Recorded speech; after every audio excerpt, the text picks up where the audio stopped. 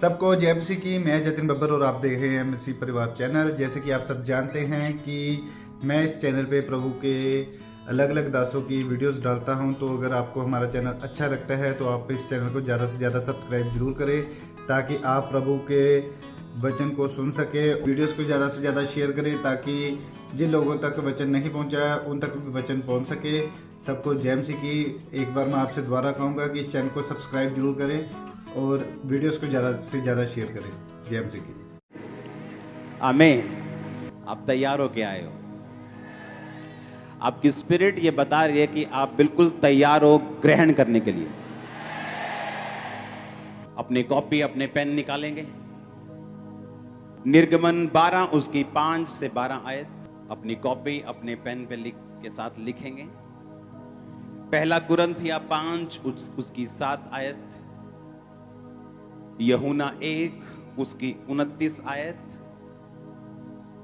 यूहन्ना 19 उसकी 31 से 33 आयत, पहला पत्रस 1 उसकी 18 से 19 आयत। मैं फिर से पढ़ता हूं। निर्गमन 12 उसकी 5 से 12 आयत, पहला कुरिन्थिया 5 उसकी 7 आयत, यूहन्ना 1 उसकी 29 आयत, यूहन्ना 19 उसकी 31 से 33 आयत, पहला पत्रस 1 उसकी 18 से 19 आयत। कर लिया नोट सबने? इफिसियों 1 उसकी 7 आयत, प्रेरितों के काम 14 उसकी 22 आयत, दूसरा तीमुथियुस 3 उसकी 12 आयत, मत्ती 22 उसकी 36 से 40 आयत, प्रकाशित वाक्य 5 उसकी 5 से 10 आयत। फिर से पढ़ता हूं मैं। इफिसियां 1 उसकी 7 आयत, प्रेरितों के काम 14 उसकी 22 आयत, दूसरा तीमुथियुस 3 उसकी 12 आयत, मत्ती 22 उसकी 36 से 40 आयत, प्रकाशित वाक्य 5 उसकी 5 से 10 आयत। पहले दिन से जब आदम ने पाप किया, परमेश्वर की मंशा आदम को छुटकारा देने की थी। और बाइबल कहती कि परमेश्वर ने जब पूछा आदम तू कहां है, और आदम कहता कि वो छुप गया। और जब परमेश्वर ने कहा कि तू क्यों छुप गया था, उसने कहा मैं नंगा था इसलिए मैं छुप गया। तो परमेश्वर ने कहा तुझे किसने बताया तू नंगा है, तूने पाप किया है क्या? उसने कहा हाँ, मैंने वो फल खाया जो तूने खाने के लिए मना किया। और बाइबल कहती है कि आदम ने अंजीर के पत्तों के साथ एक लंगोट बनाकर अपने नंगेपन को ढांप लिया, और परमेश्वर ने उसको पकड़ा और बाइबल कहती है उसे चमड़े के अंग रखे पहनाए।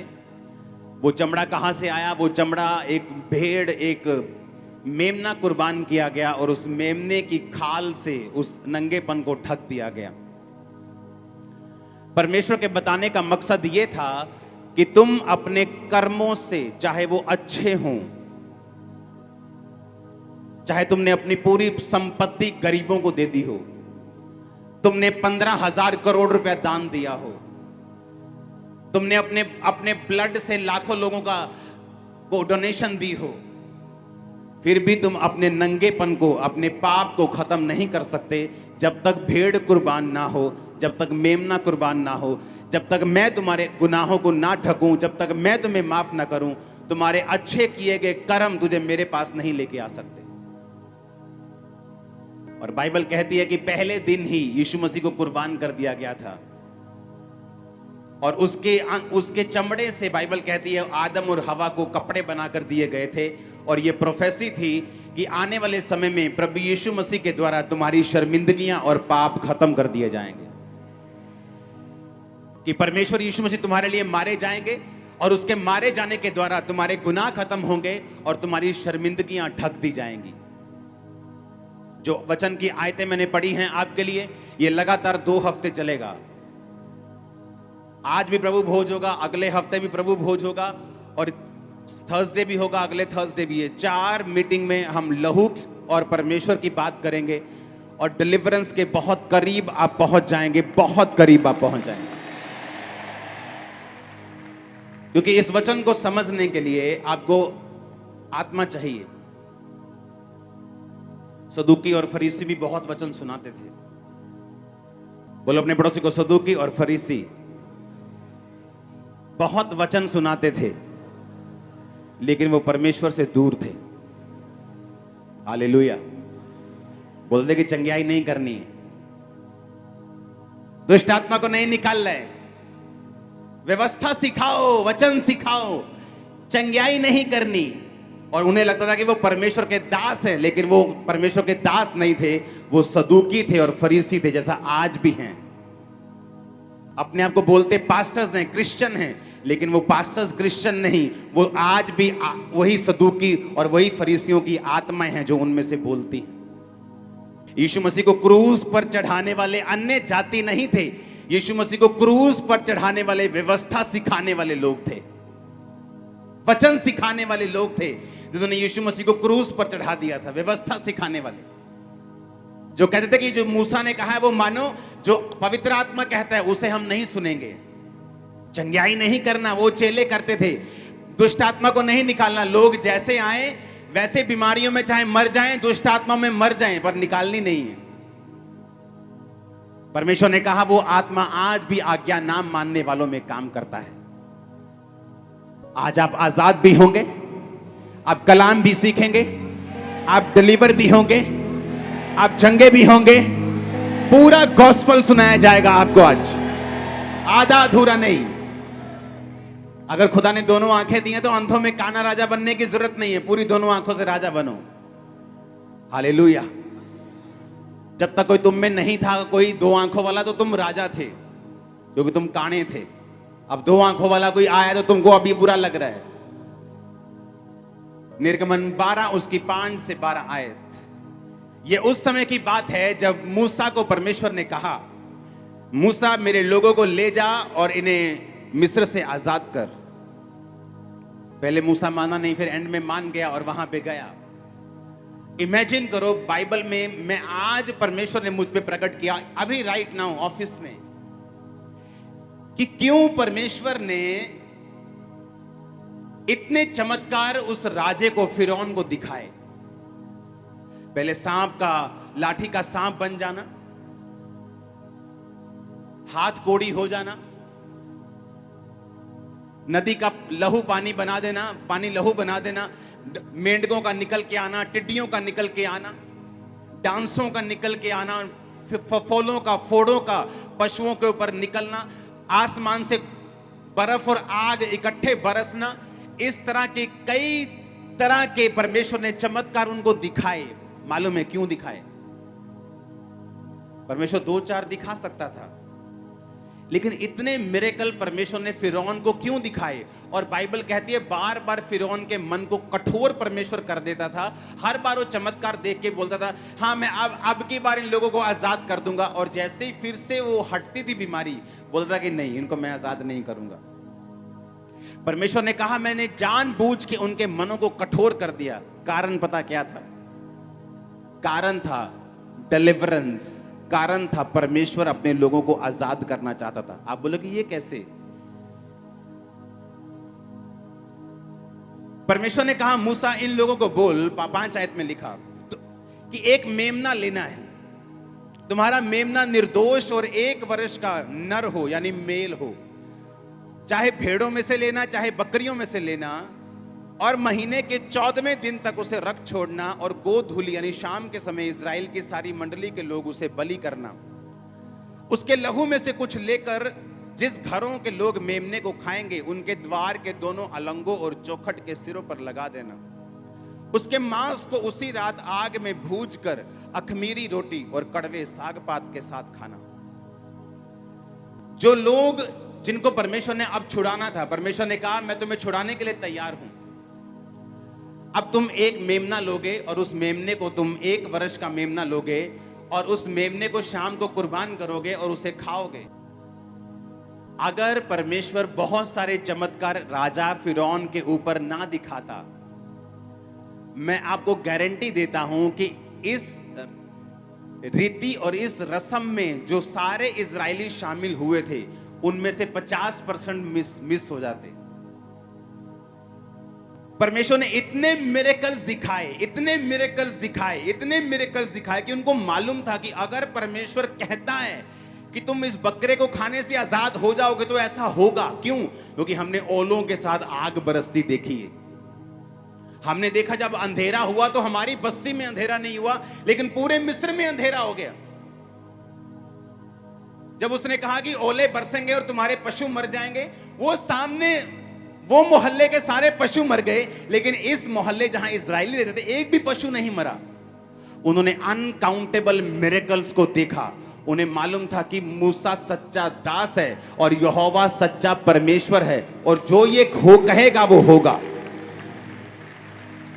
और तब मुझे समझ आया कि क्यों परमेश्वर ने इतने मिरेकल्स दिखाए और बार बार राजा के मन को कठोर किया, क्योंकि परमेश्वर को मालूम था कि अगर मैं एकदम से इनको बोलूंगा कि सारे जने मेमना खाओ, उस रात बहुत से लोग दारू पीने में चले जाएंगे।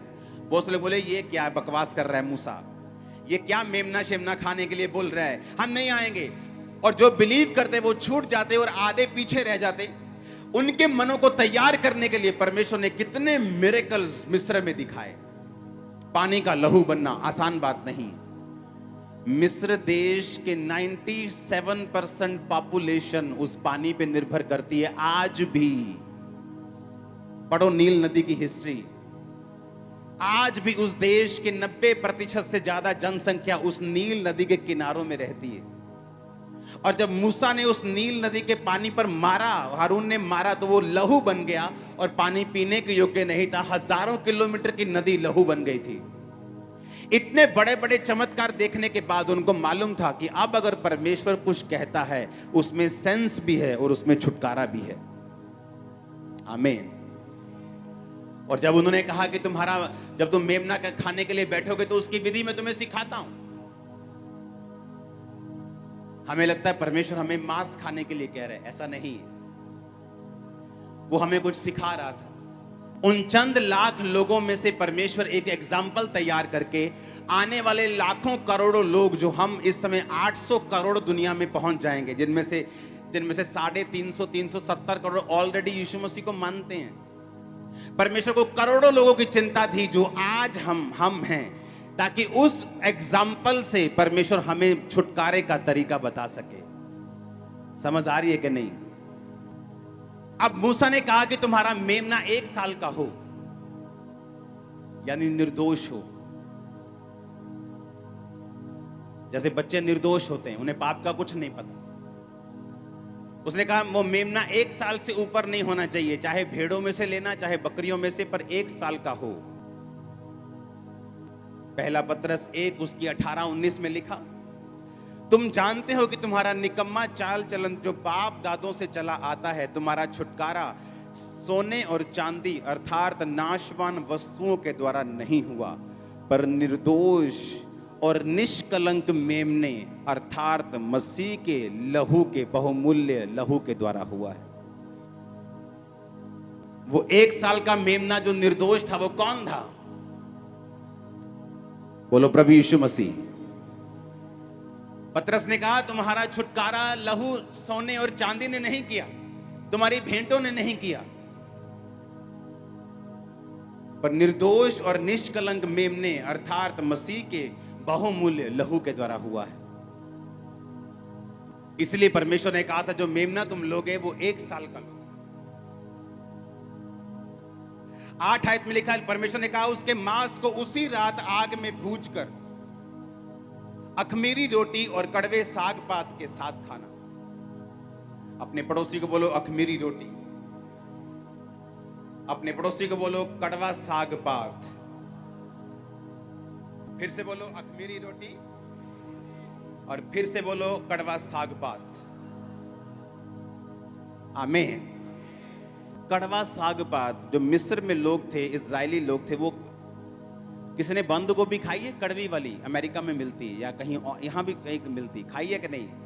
वो लेटस होती है, थोड़ी कड़वी होती है, वो सैलड कड़वा होता थोड़ा सा। परमेश्वर ने कहा जब तुम मेमना खाओगे तो कड़वे साग पात के साथ खाना। मेमना खाना मतलब छुटकारा लेना, हाँ या ना? पर मेमना खाने की विधि है, मेमना खाने का तरीका है। उसने कहा जब तुम यीशु मसीह को ग्रहण करना, मेमना खाने का मतलब क्या है? यीशु मसीह को ग्रहण करना अपने उद्धारकर्ता के रूप में। उसका मतलब ये नहीं आप घर जाके आज बकरा बना लो, आप मीट नहीं खाते, कोई प्रॉब्लम नहीं, ना तो बाइबल खाने के लिए बोलती है ना खाने के लिए बोलती है। आप समझ रहे कि नहीं? मेमना खाने का मतलब क्या है? यीशु मसीह को ग्रहण करना। कहता जब तुम मेमना खाओ, जब तुम जीसस क्राइस्ट को ग्रहण करो तो कड़वे साग पात के साथ खाना। इसका मतलब तुम परसिक्यूशन के साथ, कड़वा साग पात मतलब जब तुम मेमने को ग्रहण करोगे तुम्हें कड़वाहट फील होगी, लोग तुम्हें बुरा कहेंगे, लोग तुम्हें सताएंगे, लोग कड़वी बातें बोलेंगे। तुम अगर कड़वे साग पात के साथ मेमना नहीं खाओगे तो तुमने विधि को पूरा नहीं किया है।